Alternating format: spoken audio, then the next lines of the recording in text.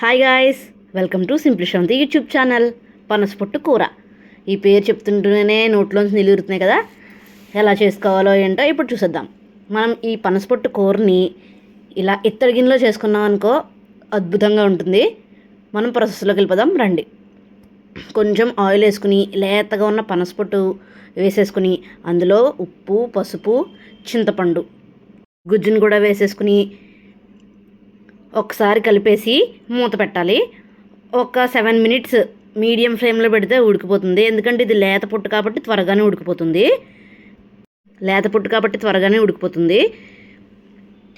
ఇగో ఇక్కడ మీకు చూపిస్తున్నాను కదా, కొంచెం వాటర్ కూడా జల్లుకోండి. కొంతమంది ఏం చేస్తారంటే చింతపండు పులుసుని బాగా పలచగా తీసేసి వేస్తారు. అలా కాకుండా ఇలా కొంచెం మనం గట్టిగా వేసుకుంటే చింతపండు పులుసు మనం ఇంకా వాటర్ ఎక్కువ వేసుకోక్కర్లేదు. సో ఒకసారి మనం చేతితో ఇలా కుదిపేసి అలా పెట్టేయాలి. గరిటతో కూడా కలపచ్చు. మా మమ్మీకి ఇది బాగా అలవాటు కాబట్టి అలా చేస్తున్నారు. సో అలా మనం కలిపేసుకున్న తర్వాత మళ్ళీ మూత తీసి ఒక్కసారి మళ్ళీ అలా కలిపేసుకుని ఇంకా ఉడకలేదు కాబట్టి మనం మళ్ళీ మూత పెట్టుకుందాం.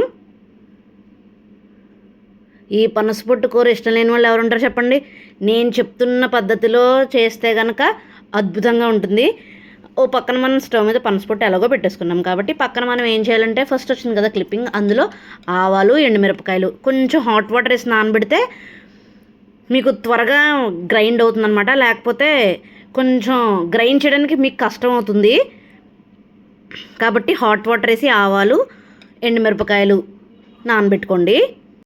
ఒకసారి మళ్ళీ మూత తీసుకుని కలుపుకుందాం. ఉడికిందిలో చూద్దాం. ఇంకా ఉడకలేదు. సో ఇగో పక్కనేమో టమాటా పప్పు, ఇదిగో ఉడికిపోయింది కదా మనకి పనసపొట్టు కూర. అది ఇందులో వేసేసుకుందాం. ఒక బౌల్లోకి తీసుకుందాం అన్నమాట. అదే బాండీలో వేరుశనగ నూనె కానీ నువ్వుల నూనె కానీ, ఈ కూరకి తాళింపులో ఆ 2 ఆయిల్స్లో ఏది యూస్ చేసినా పర్వాలేదు. ఆ 2 ఆయిల్స్ మాత్రమే యూస్ చేయండి. Freedom oil, gold drop oil ఇవి మాత్రం యూస్ చేయకండి, అస్సలు టేస్ట్ ఉండదు.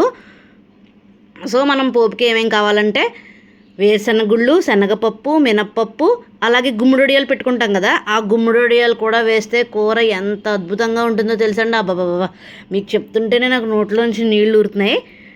ఇలా మనం గుమ్మడొడియాలని ముక్కల కింద చేసేసుకుని ఆ కూరలో వేసుకోవాలన్నమాట. అక్కడ మనం తాళింపు వేస్తున్నాం కదా, ఆ తాళింపులో వేసేయాలి ఈ గుమ్మడొడియాలని.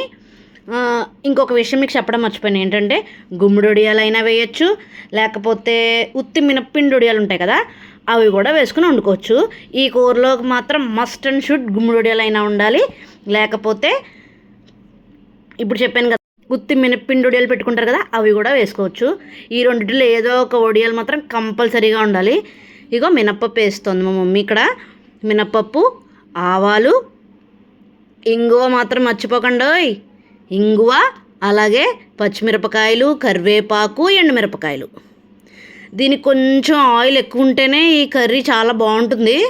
పనసపొట్టు కూరకి కొంచెం ఆయిల్ ఉండాలన్నమాట. సో అదిగో ఇక్కడేమో అలాగే గుమ్మడొడియాలు కూడా వేసేస్తున్నారు మమ్మీ.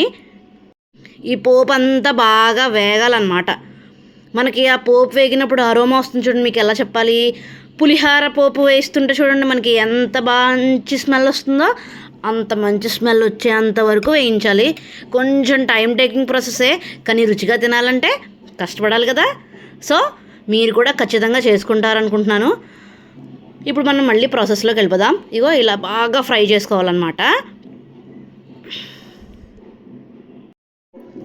సో ఇలా బాగా వేయించుకోవాలన్నమాట. ఇలా వేయించుకున్నాక ఏం చేయాలంటే ఆవాలు, ఎండుమిరపకాయలు ఉంటాయి కదా, అది హాట్ వాటర్ వేసి నానబెట్టుకోవాలని చెప్పాను కదా, మా అమ్మ మర్చిపోయింది. అందుకని ఇప్పుడు మామూలు కోల్డ్ వాటర్ వేసి మిక్సీ చేస్తుంది. చూడండి ఇక్కడ మీకు క్లిప్పింగ్లో వస్తుంది ఎంత బరకగా వస్తుందంటే మనకి ఇక్కడ టైం కొంచెం ఎక్కువ పడుతుంది. ఎందుకంటే ఓ పక్కన పోపు వేస్తుంది, ఓ పక్కన చేస్తుంది కదా, పోపు మాడిపోతుందేమో ఈ లోపలనే మా అమ్మకి కొంచెం కంగారు అనమాట. సో మనం హాట్ వాటర్ వేసుకుని నానబెట్టుకుంటే త్వరగా గ్రైండ్ అయిపోతుంది అనమాట. సో ఇదిగో ఇక్కడ పోపు మాడిపోతుందని మళ్ళీ వచ్చి గబగబా ఈ పోపు వేస్తుంది. ఇలా బాగా వేగిన తర్వాత ఇంకో చూసారా, మీకు నేను జూమ్ చేసి చూపిస్తున్నాను. ఇలా పర్ఫెక్ట్గా వేగాలన్నమాట మనకి పోపు. ఇప్పుడు మనం ఇగో ఆవ కూడా రెడీ అయిపోయింది. ఇక్కడ మనం ఇందాక మగ్గిపోయిన పనసపొట్టు తీసుకుని వేరే బౌల్లో వేసి పెట్టుకున్నాం కదా, అది ఈ పోపులో వేసేసి ఆవ కూడా వేసేసి ఒక్కసారి పైనుంచి కింద వరకు మొత్తం కలిసేలా కలుపుకోవాలి. ఇత్తడి గిన్నెలోనే చేసుకోండి కూర. ఇత్తడి గిన్నెలో చేసుకుంటే ఆ రుచే వేరు. ఏంటి ఇన్నిసార్లు రిపీటెడ్గా చెప్తుందని మాత్రం అనుకోకండి. ఈ కూర రుచిగా ఉండాలి అంటే ఇత్తడి గిన్నెలోనే వండుకోవాలి. ఇదిగో ఇక్కడ ఆవు కూడా వేసేస్తుంది. ఆవు వేసేసిన తర్వాత మొత్తం పైనుంచి కింద వరకు మొత్తం కలిసేలా కలుపుకోవాలన్నమాట.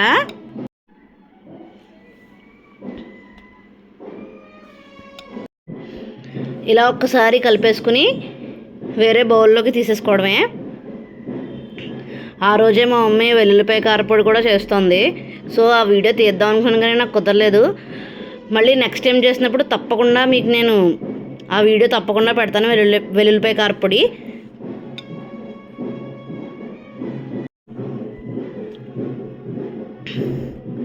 ఈ కూరకి ఎంతమంది ఫ్యాన్స్ ఉంటారంటే అసలు ఒక్కసారి మీరు ఇంట్లో ట్రై చేసి చూడండి. ఈ పనసపొట్టు కూరకి పెద్ద ఫ్యాన్ అయిపోతారు. ఇందులో మెయిన్ ఇంగ్రీడియంట్ ఏంటంటే ఆవాలు, ఎండుమిరపకాయలు హాట్ వాటర్లో నానబెట్టేసి అది మిక్సీ పట్టేసి వేయాలి. అప్పుడే ఆ కూరకు టేస్ట్ అండి. ఇగో చూసారా కూర ఎంత బాగా వచ్చిందో. నాకు ఆ కూర మీకు చూపిస్తుంటేనే నాకు నోట్లో నీళ్ళు ఊరుతున్నాయి.